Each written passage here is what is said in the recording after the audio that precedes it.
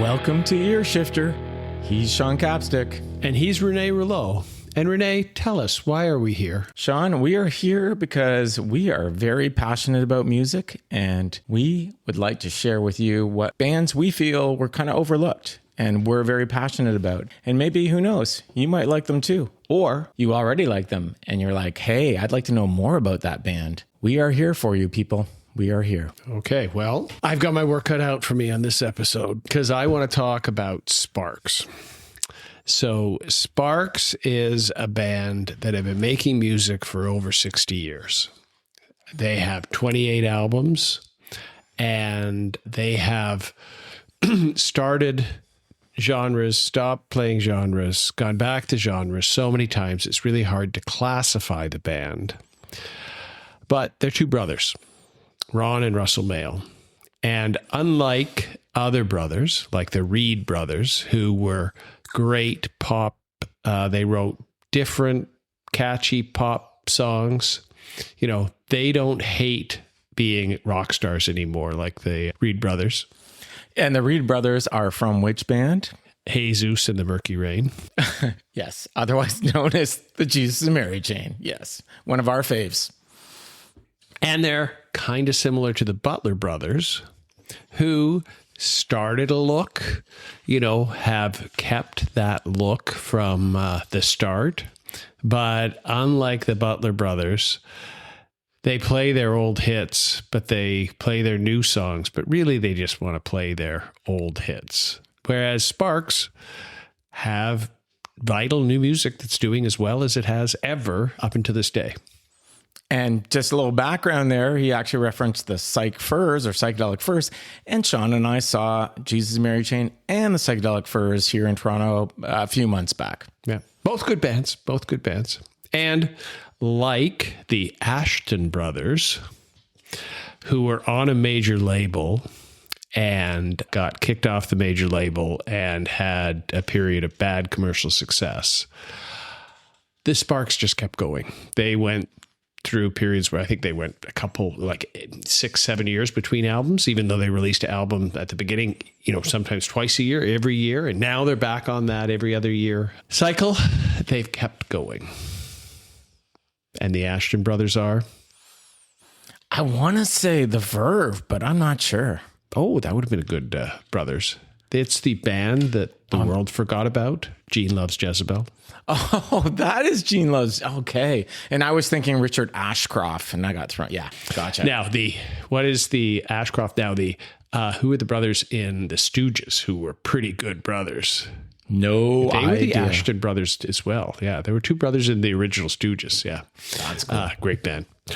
So the Sparks we'll talk about the influence that Sparks have had on people, but Sparks have worked with a lot of people, right? Todd Rundgren, who also produced the New York Dolls, Patti Smith, the Psych Furs, the last good one, Ghost in You? That was Todd Rundgren. He produced Sparks' first album. Tony Visconti, who worked with David Bowie, Mark Bolan, T-Rex, Iggy Pop, Damon Albarn. He produced my favorite album. And then what we'll talk about a lot is Giorgio Moroder. And Giorgio Moroder, of course, from disco fame, Donna Summer, the Disco Blondie, David Bowie, Japan, Duran Duran. You know, they all worked with Sparks.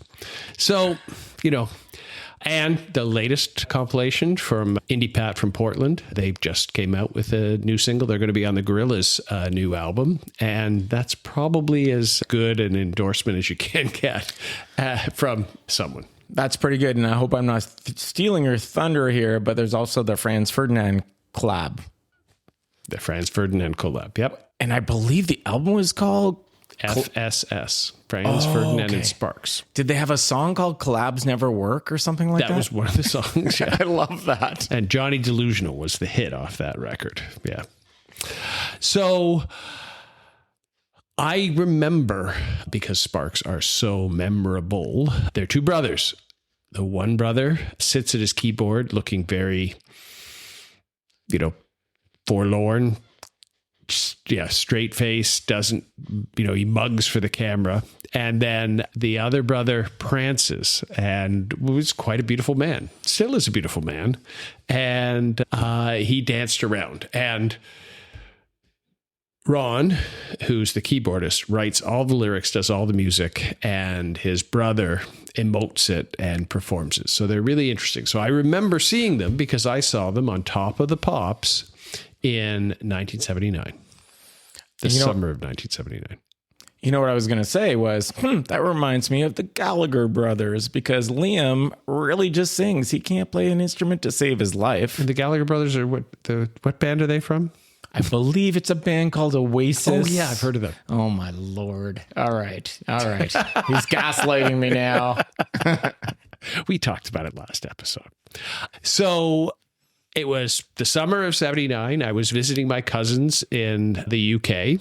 And like everybody in the UK at that time, I can't remember what night it was, we watched Top of the Pops. So we all gathered around the telly, and Top of the Pops, for people who don't know, this was when, again, television was important back then. This is how you consumed music. This is how I, found out about the band. It was like American Bandstand. It was a hit of the day on TV, and everybody had to lip sync on the show. So the bands just performed on the soundstage, lip synced to their hits. So who was on that episode? The Sex Pistols. We're on that episode? Yes. The same episode. Same episode as Sparks. Wow. They sang, "Come On, Everybody." So not from an album that you recognize, but it was still, that was a catchy tune. That was a good pop tune. It's okay. Dave Edmunds, Girl Talk. The UK Subs, another punk band, Stranglehold. I remember that one. That was pretty cool. The Pretenders Kid. The Corgis. Remember they were a synth band. They were kind of a band. ABBA, Voulez-Vous. And then what I remember this on Top of the Pops, but what was Gary Newman's first band? Well, it was Two Way Army, I believe. Two Way Army. Our Friends Electric was on that same. Love that song. Question. So these are all on one episode? Yeah, they were charting, and it was all about, what was the charts back then were based on single sales. And so people were buying these as singles in the shops on the high street. So like the green room is filled with like 10 bands, basically. Yep. Wow. And I'm sure they, would have got along or not. The band that most influenced me for the shortest, for a longer period of time, but was the Boomtown Rats. I Don't Like Mondays. So I remember coming back from the UK and buying those records and liking, Sir Bob Geldof. That was great. But the Sparks were on with Beat the Clock, which was a Giorgio Moroder production. And again, was like nothing I had ever seen. I bought the single, and it, was, I knew at that point, I guess, maybe I didn't recognize it, but, the other band that was on there that I didn't mention, because that was the only band that I was familiar with before I went to the UK, The Knack. Aww. My Sharona. So awesome. I had that album. It was nice, but I quickly moved on past My Sharona. I realized I like songs that maybe other people don't like, and that was okay. I came back to, Etobicoke, and it did move me a little bit on that. But now it's the Spark. So how about we hear, not Beat the Clock, but the other hit single that was a little bit earlier that year off that Giorgio Moroder album, number one song, In Heaven. Which, I'm just going to say up front, is my favorite song of Sparks.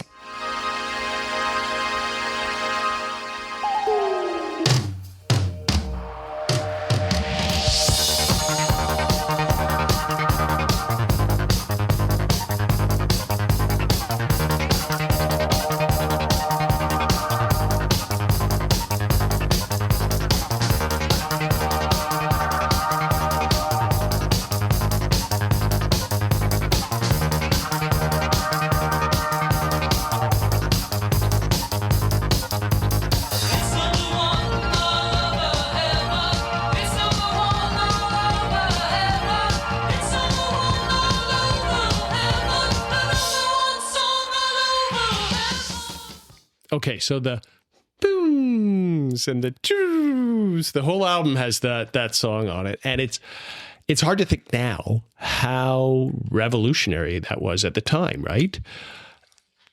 You know, the previous albums were guitar-based rock, guitar-based operatic prog, and then they went to totally synthesizers, and that beats per minute, that was really fast. Now we think nothing of that, but at the time, that was like super fast, and that really inspired a lot of bands.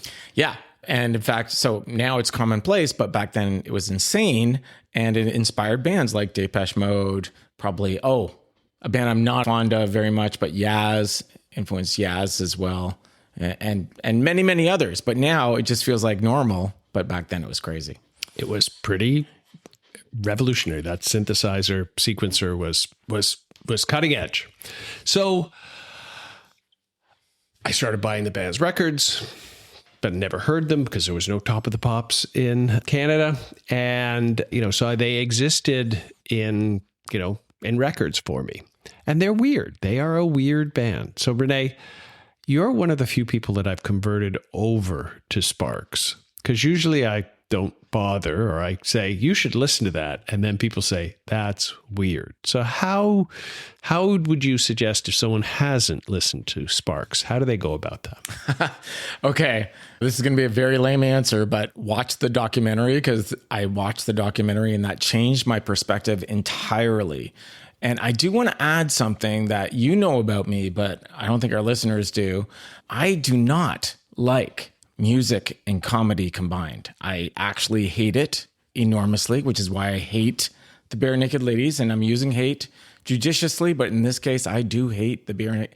And the only one I hate more than Bare Naked Ladies is Weird Al Yankovic. I cannot stand that guy. I think if I saw him on the street and he was walking on the sidewalk, I'd probably punch him and then run really fast, hoping he couldn't punch me. Well, those are strong feelings. I think you maybe should, maybe just listen to maybe some silent comedy to calm down, if that's good. Listen to silent comedy. How does that Charlie work? Chaplin, what are these? Oh, you mean watch. Okay, but let me just say this. So this band, right? They do mix comedy and music, but for some reason, I'm okay with it. And I think it's because I feel like their sense of humor is a bit more tongue-in-cheek, and it's not so in your face like Weird Al or like Bare Naked Ladies. There's some subtleties in it that I just love. They don't drop the persona. They are in interviews. They are in character. They're in character all the time. And and they love performing. So we saw them last night. Isn't that great? Sparks played Toronto. It was a great show. People loved them. There was so much adoration. So at least, 1,500 people loved them. And it wasn't just old people. It wasn't just old people with gray hair and gel in their hair. It was, there were some younger people. There was some kids that were dragged with their parents or voluntarily went with their parents. But there were some independent people. It was really interesting. So you liked the show? I did enjoy the show. Honestly, man, I think I mentioned this to you yesterday. I was like, I think I like the idea of Sparks more than I like the music of Sparks. But I mean that genuinely, and I really did enjoy the show. How many songs did I enjoy? Maybe 4 or 5, and that's okay. I mean, you don't need a whole lot, and I just love their enthusiasm. I love, like you said, their quirky stage presence, and I kind of love what they stand for, which is just, you know what? It's okay to be weird, and embrace your weird and go with it. And do something different every time. So let's hear 2 songs they played last night. One off their latest album that entered in the UK album charts at number 2. That's their highest charting album ever. It's on their own record label. They're independently publishing. The song's called Matter, or the album's called Matter, and the song is, what do you want to say before we get? I think the album's called Mad. Mad. Oh yeah, Matter is the next one coming out. Oh, that's awesome. They've got more record. They've got something coming out again. Do you think the third one's going to be called Maddest? Let's see. We know what they're going to do is whatever they want to. So let's hear the song Do Things My Own Way. All right, let's hear it.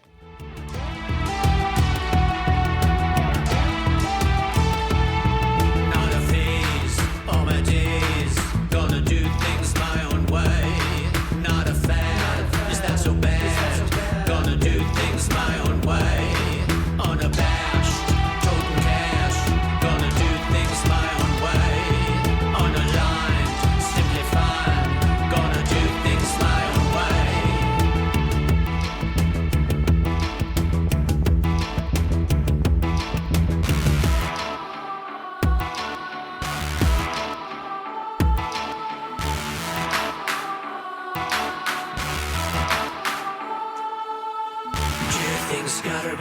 things gotta go, do things gotta stay, do things gotta play, do things gotta run, do things gotta go, do things gotta stay, do things gotta play. Saw the Poe, told him no.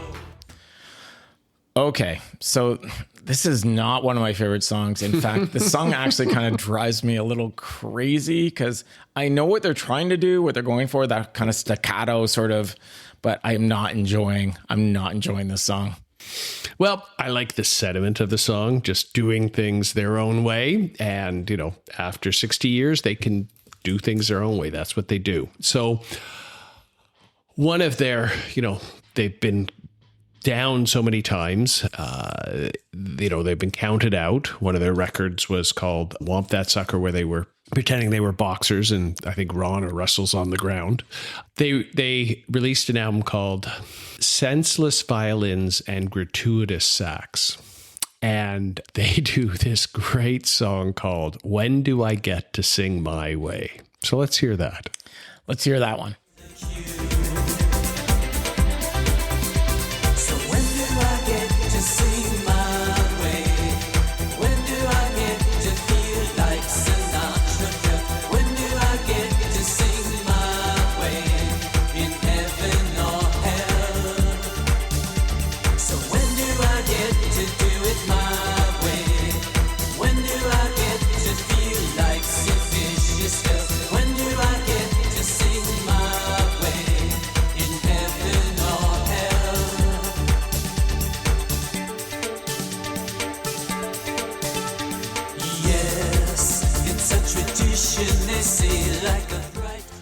Okay, so I like this song. I find it interesting that, yes, he says Frank Sinatra, but he also references Sid Vicious.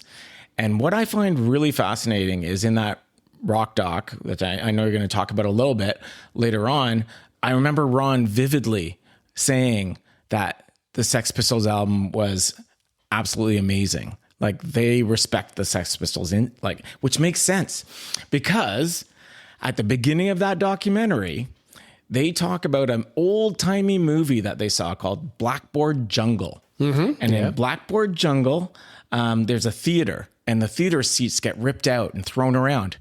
Sean, The Clash, came to Toronto. They got interviewed. Mm-hmm. And what did Joe Strummer say when he looked at the seats in the Hummingbird Center, the O'Keefe Center at the time, and there were a dozen seats ripped out? He said there's at least a dozen rock fans in Toronto. Yeah, which I thought was really interesting. So, you got that. You got Steve Jones, who is a big fan of Sparks. And this is the theme, guys, that we keep talking about with Sparks, is they just do their own thing and they don't care. And my question to you is, are they the most punk, non-punk band ever? I think they are pretty punk. They do what they want. On a Clash tribute album, I'm sure they were able to pick which song they wanted to do the tribute of. They picked We Are the Clash of Cut the Crap. Which is a great song when he said, we are the Clash, but then Russell sings it in his high voice. That was one good song off Cut the Crap. I have never actually listened to Cut the Crap. I'm a huge Clash fan, but because so many Clash fans have just I think crapped on it. Okay. I think that This Is England, where he talks about, the moral decay that's lying at the heart of the country and being a punk rock and the Clash. I don't recall any other songs, but yeah. Okay. All right. What's your one song for me to listen to on that album? We Are the Clash. Okay. Yeah. All right. And This Is England. Okay. I thought This Is England was on Sandinista, but no, That's Something About It. Yeah. That's a great song. I love that song. That's one of my faves. Okay, so how did Sparks get started, right? They were in UCLA, so a lot of people think they're a British band because they've had a lot of success in the UK, Top of the Pops. But they are from California. They were heavily on K-Rock in the 80s, the Angst in the Pants album, which is great, where the brothers are pretending to get married to each other, and Ron is in the wedding dress. That's a great album. I don't know play any songs off that. But again, listen to that one. Listen to them all, people, please. And we don't have pictures or videos in these podcasts, so we need to describe what Ron looks like and the mustache phases, let's call them, that he's gone through. So him in a dress is just extra funny because of his mustache. With his brush mustache. And I think it's on Angst in My Pants. He sings a song called Mustache. Oh, excellent. And so they, as I understand it, they love Charlie Chaplin. They were fans. Yes. So his mustache is an homage to Charlie Chaplin. But of course, that same mustache is also a Hitler mustache. So Yes. he kind of gained some controversy around that as well. And then he went to I want to say a pencil mustache. I think he's got the Errol Flynn now. I think it looks good. Yeah. Yeah. But he's always had a stash. He's always had a stash. And on the first album, he's got a pretty big stash, because it's the 70s and they got big hair and a big mustache. And Todd Rundgren produced them. And so let's hear the single off of that first album. It's called Wonder Girl.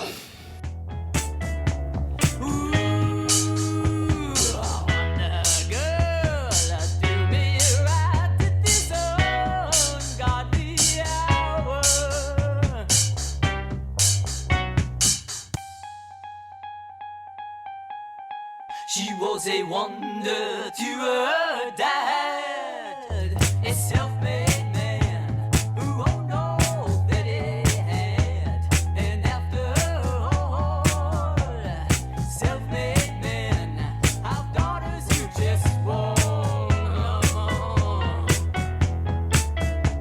Ooh, a wonder girl, oh, make me a wonder boy.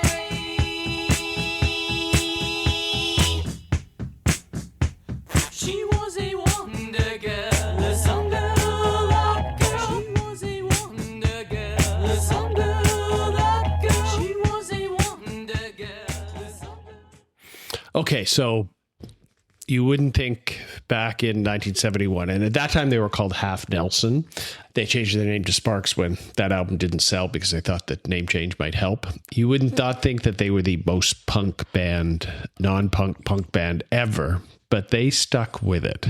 And they've released some pretty good albums over the year from that very avant-garde start. Yeah, I would agree. And they did change their sound often. His falsetto voice, not my favorite voice, not my favorite song.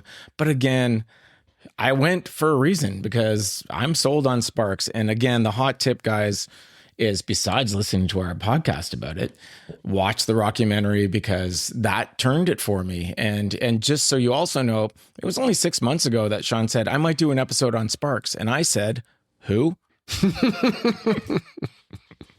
That's a fact. Okay, so I'm buying, this is high school, university. I'm buying records at Vortex. I don't know what records I'm buying, but I see Sparks in the used bin, so I'm going to buy a Sparks record. And it worked out most of the time. So which album was it? And then follow-up question, what is your favorite album? So I think I got most of them, at least until, like the when Vortex closed down and CDs happened and all of those types of things. But I sitting, at my house, I've got all of these vinyl records. So I would have to say my favorite, and it is by far my favorite. Every song I love, I can sing the songs, is called Indiscreet. So this was 1975, let me check. And the album features Ron and Russell, as most of the albums do, with a airplane accident in the middle of a street. And Ron looks hurt. Russell is looking kind of debonair out of the airplane. And it's a crazy song. This is the one produced by Tony Visconti. And they are not conventional rock songs by any means, but they are amazing. Now, and I got to ask you, so I've listened to that song, I don't know, I can't count. So it's burned into my head. I feel that repetition is the heart of music. Do you agree? I think you are probably right. And whether that repetition becomes bigger and builds more on that same repetition that the song starts with, that happens. And that I love that slow build to a crescendo. But again, it's still the repetition's happening. It's just going to a crescendo. The other thing which is kind of a half answer to you, Sean, is I think repetition is also a poison for people's minds. So what I mean by that is radio. Head? Yeah, they are awful. Yeah. No, not that. No. God damn it. No, radio, what do? They play the same song every hour until, oh, surprise, surprise, you like it, or you become familiar with it, so you like it. And that is why part of the reason we started this podcast was because it's not, I don't think it's right. I think it's a form of brainwashing, quite frankly. And there's so much great music out there that does not get the airplay that it deserves. And as a result, people miss it. So that's repetition in a bad way. Repetition in a good way is you hear something and you think that triggers something in me. I want to listen to it. I don't know how Sparks did that to me, because let's hear one of the songs. I wish we could play all of the songs. I would like to, everyone to hear all the songs are funny. I could go on about everyone, but let's hear one of the songs off of the record. Okay. Which record? Sorry. Indiscreet. Indiscreet. Okay. And the last thing I want to say before you hear that song is I can almost answer your question for you. Lyrically, they're brilliant and they're funny and they're dry. And I'm pretty sure you and your son, because Sean's son went with us last night, I think both of you are just there lyrically. You're just enjoying those dry lyrics and the irony behind the lyrics. I think that's what you love the most, because a lot of the time the song composition is expected or not super unconventional. Sometimes it is, like My Baby's Taking Me Home, which is actually one of my favorite songs of Sparks, because all they do, guys, and speaking of repetition, all they do in the entire song is sing My Baby's Taking Me Home in a million different ways. That's the one lyric in the whole song. And it's just repeat for, I believe, 5.5 minutes. But okay, let's get back to your song. So I think that is your answer, because it's so on brand for you. It really is. So let's hear the song. Get in the swing, pal, get in the swing with everybody and everything. Get in the swing, pal, get in the swing with everybody and everything. Our friends are here, will mind if I go out and not come back again? Well, thanks a lot, hooray, hooray. The night is younger than the girl who's got the touch, but not by much. When I ain't no Freud, I'm from LA, but I know certain things that they also serve. Who sit and wait, they're cheaper than paintings and don't need explaining. Get in the swing, pal, get in the swing with everybody and everything. Okay, so that one, like, honestly, kind of interesting and a little bit in the operatic sort of phase of their careers. Almost sounds like a pre-Queen song in some ways, which I kind of like. And I like that song because it is unconventional musically as well. So nice and surprising. It's the whole album is totally unconventional. And if you like that, then yeah, maybe you should listen to it. And speaking of Queen, Freddie Mercury was inspired by Russell's prancing. He credits him with why he has that stage presence. And I don't know if it's apocryphal, but at one point, Sparks did try to hire, what is the guitarist's name, May? Yeah, Brian May. Yeah. They were trying to hire him to come to the band. Wow. I did not know that. But that's amazing, right? Like, that's just a testament to Sparks and their influence and how wide it goes. So let's talk about that. So you've mentioned the movie. When I teased this episode, I said your favorite band's favorite band. And let's just go through some of the artists that are in this documentary. So Beck, Steve Jones from the Sex Pistols, Vince Clarke and Andy Bell, Erasure, Vince Clarke from Depeche Mode, the Nick Rhodes and John Taylor from Duran Duran, right? So those are Martin Ware, which was great in the Human League, right? And Heaven 17 before they became really popular. So there's this electronic artist, and there's a guy from Visage who was a DJ that, Visage totally owes everything to the Sparks, for sure. And then New Order, Stephen Morris and Gillian Gilbert, right? So Stephen Morris, the drummer from Joy Division, right? So, that they were influential to them. Thurston Moore's on it, right? From Sonic Youth, right? Saying they were influential to me, right? Bjork, right? Faith No More. Yeah, and quite frankly, if you just watch the trailer for the movie, that is the hook. The hook is Beck opening, saying, if you're on tour with musicians on a bus, I'm paraphrasing here, there is always at some point on that bus tour, sparks will come up. And that was the hook for me. I was like, I need to see what this is all about. Yep. Other bands that have, not in the movie, Damon Arban says that Sparks' British eccentricity made him write all those eccentric British records, right? And Blur, so it's right? kind of Blur that has come back now that the Gorillaz are having them. And maybe, I don't know if it's a good reference or not, and it may be apocryphal because, it's been stuck in my head for a long time. But, Kurt Cobain talks about his influences, right? The Vaselines, the Sunshine, and all of these, very obscure bands. And he says that Kimono My House, and specifically This Town Ain't Big Enough for the Both of Us, was his favorite song growing up. So let's hear Kurt's favorite song.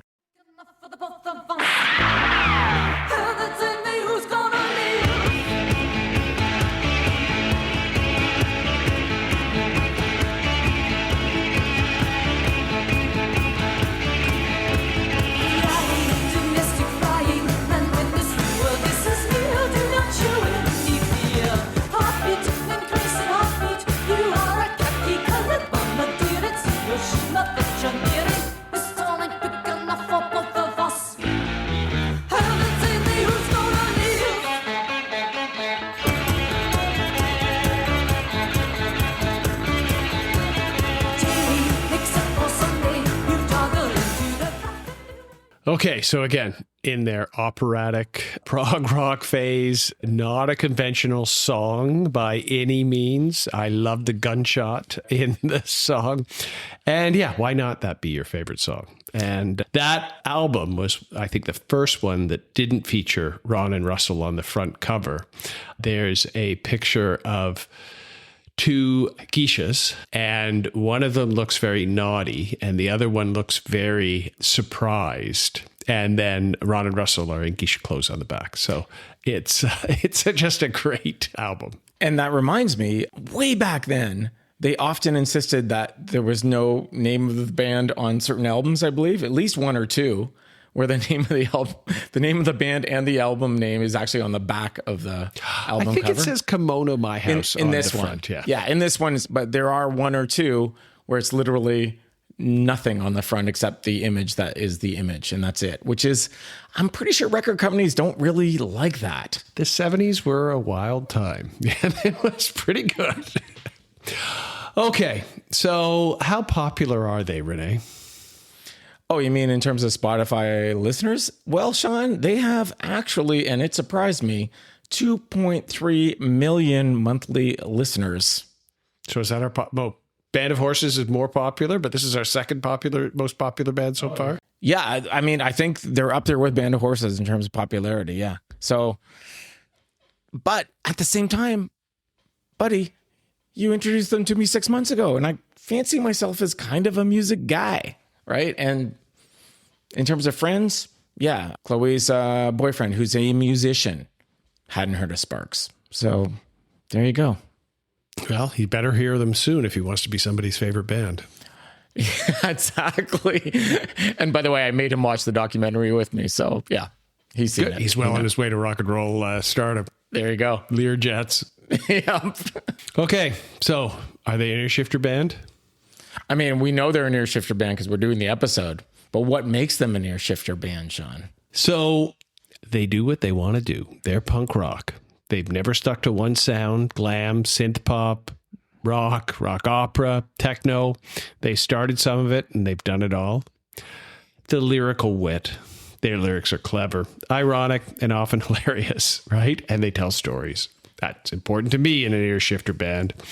They're over-the-top personalities, right? They don't come off their album covers that we've talked about. Their videos we haven't talked about. I mean, they were doing videos back when videos were cutting edge, right? They are art. And, this is where, again, the old Sean would be a little bit hesitant to introduce more people to bands that I like because I don't really want them to be popular, but 2.3 million is popular. They're a bit of a cult. They're a bit of a cult cred, right? You're in when you like Sparks, and I'm glad I've got over that insecurity. And I'm glad everybody listens to them. And I'm glad you introduced me to them. So, not that I'm going to listen to them a whole ton on my own, but goddamn, I've watched that documentary 3 times now. Enjoy it every time. Love the show. Like, really had fun, and do like at least 5 songs, which probably isn't a lot if you have 27 albums. It's good for Rene. Pretty good for me. Pretty good for me. And also, are they seminal? Yes. The answer is yes. They are seminal. They are, because their influence is just incredible. Like, yeah. So give them a try. Give them a listen. Start with the documentary. I believe it's called Sparks. It actually did one. I think it won a couple of things in the Academy Awards, maybe, or something like that. So it's a well-told story for sure. Great. And who are we going to hear next time? Oh, next time we're going to hear from a band whose main kind of lead singer, legend has it, wrote some of his early songs in the back seat of his car in an empty Walmart parking lot at night. Can't wait. Yeah, it's going to be awesome. Okay, so I'm going to ask you a question just for fun. We're going to see how it goes. But we both like Sam and Matt from Scorching Hot Takes. They have a Scorching Hot Takes podcast, which I believe is only on YouTube. But we both follow them on Instagram. And what they do is they literally just kind of like throw each other questions like, favorite album of all time, favorite album in the 60s, whatever it is. My question to you would be this, and I want to answer it too, by the way, so you got to ask me. Favorite concert? Yesterday, my face hurts because I've been smiling thinking about it. That was pretty fun, but that's my first hot take. From an emotive, can't sleep all over, we were at a party in the Annex, and I rarely go because I'm not that adventurous to go see shows by myself, but I wanted to see the Wooden Tops so bad. And so I walked to go see the Wooden Tops at the Elmo. And the last song they did was Frankie Teardrop by The Suicide. And I walked home just in shock. I got back to the party and you were like, what happened?